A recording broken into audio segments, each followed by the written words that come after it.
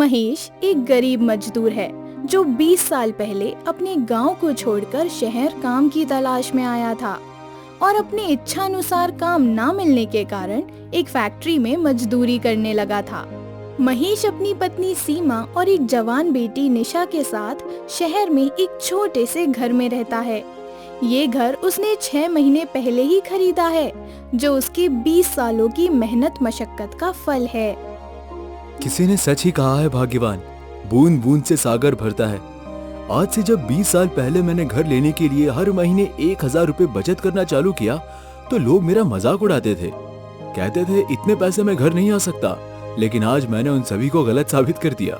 अजी ज्यादा गर्व से फूलने की जरूरत नहीं है। नया घर लेकर कोई महान काम नहीं कर दिया है जो 30 मार खान बने घूम रहे हैं। एक छोटा सा घर लेने में ही आपको 20 साल लग गए। मुझे सोने के गहने दिलाने में कहीं 7 जन्म ना लग जाए। हाँ नहीं तो। महेश अपने घर और अपने परिवार से बहुत प्यार करता था, लेकिन उसकी पत्नी सीमा और उसकी बेटी निशा को अपने पिता से ढेर सारा प्यार नहीं बल्कि ढेर सारा पैसा चाहिए था। सीमा को जहाँ सोने के गहनों से अथाह प्रेम था, वहीं उसकी बेटी निशा को ऐशो आराम की जिंदगी से। उनकी इच्छाएं असीमित थी और महेश की आमदनी बहुत ही कम। इसी बात पर उन दोनों माँ बेटी की रोज महेश से लड़ाई होती रहती थी।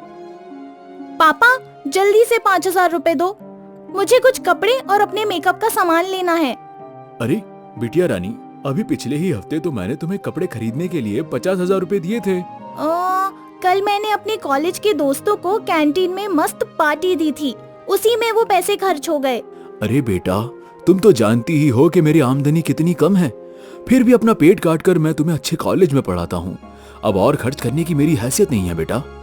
जानती हूँ, गलती आपकी नहीं मेरे पिछले जन्म के बुरे कर्मों की है, जिसने मुझे इस गरीब खाने में पैदा किया और आप जैसा भिखारी बाप दिया।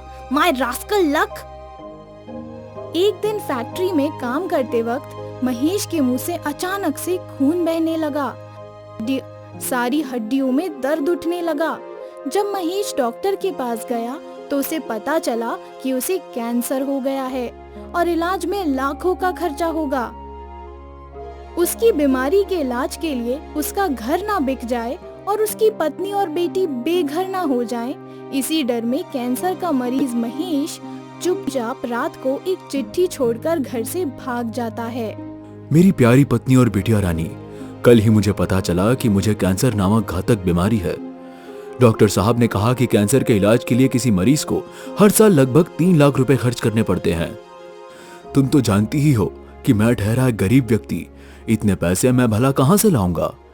मेरे पास केवल 2 ही रास्ते थे, वो कि मैं अपनी 20 साल की तपस्या से प्राप्त अपने प्यारे घर को बेच दूं या फिर किसी महाजन से कर्ज ले लूं। दोनों ही हालातों में तुम दोनों की जिंदगी संकट में आ सकती थी। मैं नहीं चाहता था कि मेरी वजह से तुम दोनों के सिर पर छत न रहे या कोई दुष्ट महाजन रोज रोज तकादा करने आए। इसलिए मैंने तुम दोनों की सुखद जिंदगी के बदले अपनी मौत चुनी है। तुम्हारा पिता और पति महेश बाबू। महेश के जाने के बाद निशा और सीमा पर दुखों का पहाड़ टूट पड़ा। घर में खाने तक को भी कुछ नहीं बचा। खर्च बराबर होता रहता, लेकिन आमदनी कुछ भी नहीं थी। आखिरकार उन्होंने अपना घर बेचकर कुछ पैसे इकट्ठा किए, लेकिन कुछ दिनों बाद वो भी खत्म हो गए।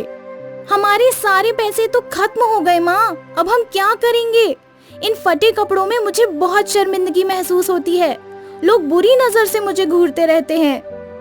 रास्ते में जो अखबार पड़ा है उसे ही लपेट ले बेटी। तेरे पिता को तो मैं किसी काम का नहीं समझती थी, लेकिन देख उनके जाने के बाद हमारी क्या दुर्दशा हो गई है। एक दिन उनसे मिलने गांव से महेश का छोटा भाई राजेश आया। राजेश की पत्नी का देहांत बहुत पहले ही हो गया था और उसकी कोई संतान भी नहीं थी। वो गांव में एक मसाला बर्गर की दुकान लगाता था और उसी से अपना गुजर बसर करता।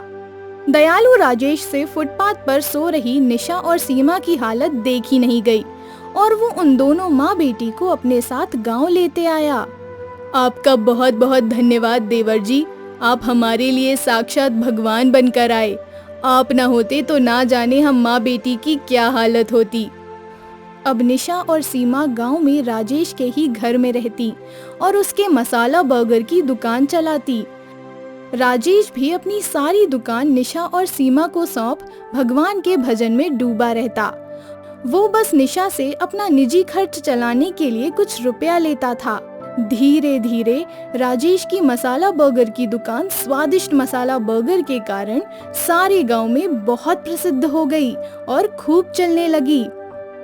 देख रही हो माँ, लोग कितने दूर दूर से हमारे मसाला बर्गर को खाने आते हैं। जल्द ही हमें एक बड़ा सा गल्ला लेना होगा जिसमें ढेर सारे पैसे आ सकें। ये गल्ला तो बहुत जल्दी भर जाता है। देख रही हूँ बेटी, सब देख रही हूँ। सोच, अगर तेरे पापा आज हमारे साथ होते तो कितना अच्छा होता। हम उनके कैंसर का इलाज एक बड़े से अस्पताल में करा रहे होते। निशा और सीमा को अब महेश की बहुत याद आती। उन्हें पूरा विश्वास था कि एक दिन महेश जरूर आएगा। निशा अपने पिता के कैंसर के इलाज के लिए और एक बड़ा सा घर लेने के लिए ढेर सारा पैसा इकट्ठा करने लगी। अब उनका केवल एक ही लक्ष्य था, ढेर सारा पैसा कमाकर इकट्ठा करना और अपने सपनों को पूरा करना। इसके लिए वो दोनों कुछ भी करने को तैयार थीं।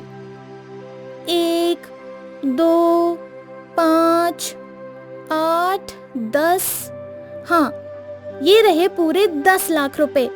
ये देखो माँ, हमारे पास अब तक कुल 10 लाख रुपए जमा हो गए हैं।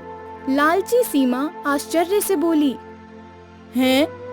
क्या कहा? केवल 10 लाख रुपए?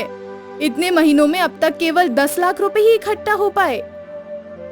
अरे माँ, हमें मसाला बर्गर बेचने से जो कमाई होती है उसमें बचता ही कितना है। 20% तो चाचू ले लेते हैं अपने हिस्से का। बाकी के 80% में से 30% आप ले लेती हो गहने और साड़ियाँ खरीदने के लिए। बाकी का 30% मैं रखती हूँ। 10% घर में जाता है और आखिर के 10% की हम बचत करते हैं। सीमा गुस्से से कुलबुलाती हुई बोली। ये देवर जी को हम अपनी कमाई का 20% क्यों देते हैं, मुझे तो समझ नहीं आता। वो करते क्या हैं? सारा काम तो हम दोनों ही संभालते हैं। वो बस महीने के अंत में बनी बनाई मलाई खाने आ जाते हैं, नल्ले कहीं के। धीरे धीरे समय बीतने लगता है। एक दिन राजेश अपने हिस्से का पैसा मांगने आया, क्योंकि निशा और सीमा ने पिछले कई महीनों से वादे के मुताबिक उसे उसके हिस्से के पैसे नहीं दिए थे। लेकिन निशा ने राजेश को पैसे देने से साफ इनकार कर दिया और कहा कि सुनिए चाचू, इस मसाला बर्गर की दुकान को चलाने में सारी मेहनत मशक्कत हम दोनों करते हैं, इसलिए इससे मिलने वाली सारी आमदनी हमारी ही हुई। आप यहाँ से दफा हो जाइए। राजेश ये सुन गुस्से से आग बबूला हो जाता है और उन दोनों माँ बेटी को अपने दुकान से निकल जाने को कहता है।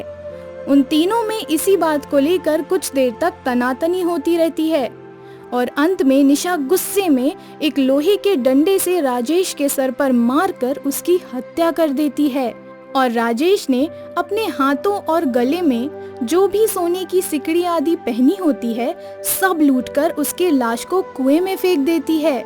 ये क्या किया निशा बेटी, देवर जी को मार दिया? अरे माँ, तुम देख नहीं रही? ये सोने की अंगूठी देखो, ये सिकड़ी देखो, ये माला देखो, इन सब की कीमत 1 लाख से कम ना होगी। सोचो माँ, सोचो, दिमाग लगाओ। हमने एक पल में ही लाखों का मुनाफा कमा लिया। अगर इसी तरह हम कई लोगों के साथ करें और उनकी हत्या कर कर उन्हें लूट लें तो जल्द ही हम करोड़पति बन जाएंगे। इस लूट के बाद उन दोनों लालची माँ बेटी को अब जल्दी पैसा कमाने का शॉर्टकट मिल गया था। अब वो अपने मसाला बर्गर में बेहोशी की दवा डालकर बेचने लगी और ग्राहक के बेहोश होते ही उसे मारकर उसकी सारी धन संपत्ति लूट लेती। इससे उनके पास बहुत तेजी से ढेर सारा पैसा इकट्ठा होने लगा। जैसे जैसे पैसा इकट्ठा होते जाता उनका लालच और ज्यादा बढ़ता जाता। दूसरी ओर कैंसर का मरीज महेश साधु के भेष में 2 साल से मंदिर मंदिर भटकता हुआ अपने गांव पहुंचा। बड़े दुख से निकलते थे घर से, सोचा था मौत पर हो सवार उड़ जाएंगे फुर से। झेला क्या क्या हमने, चलो सबको बतलाए, क्योंकि लौट कर महेश बाबू अपने घर को वापस आए। पिछले 2 सालों से विभिन्न मंदिरों में चढ़ने वाले तुलसी के पत्ते, गुड़हल के फूल और अनेक प्रकार के प्राकृतिक औषधीय गुणों से भरपूर पेड़ पौधों की पत्ती आदि खाकर महेश का कैंसर अब ठीक हो गया था। तभी उसकी नजर एक ठेले पर मसाला बर्गर बेच रही अपनी पत्नी और बेटी पर पड़ी। उसकी खुशी का ठिकाना ना रहा। वो उनसे मिलने के लिए बेचैन हो उठा। हे भगवान, आपकी लीला अपरंपार है। पहले मुझे मौत के मुंह से बाहर निकाला, अब मुझे मेरी जिंदगी से भी मिला दिया। आपका कोटि कोटि धन्यवाद प्रभु। महेश चहकते हुए अपनी पत्नी और बेटी से मिलने जा ही रहा होता है कि तभी उसके मन में ख्याल आया। महेश बाबू, इतने सालों बाद आज अपनी पत्नी और अपनी बेटी से मिलोगे, क्या उन्हें कुछ उपहार नहीं दोगे या यूं ही खाली हाथ चले जाओगे? नहीं नहीं, ये तो अच्छी बात नहीं कि बिना कुछ लिए कहीं पर मुंह उठाए चले जाना। महेश के पास भिक्षा का जितना भी पैसा था उससे वो एक सोने की सिकड़ी और कंगन खरीद लिया और निशा और सीमा की परीक्षा करने के लिए वो दोनों से पहचानते हैं कि नहीं, वो अपनी पहचान छुपाकर साधु वेश में ही मुस्कुराते हुए मसाला बर्गर खाने चला गया। सावधान हो जाओ बेटी, एक शिकार और हमारे पास आ रहा है। तुम अपने धारदार हथियारों के साथ तैयार रहो।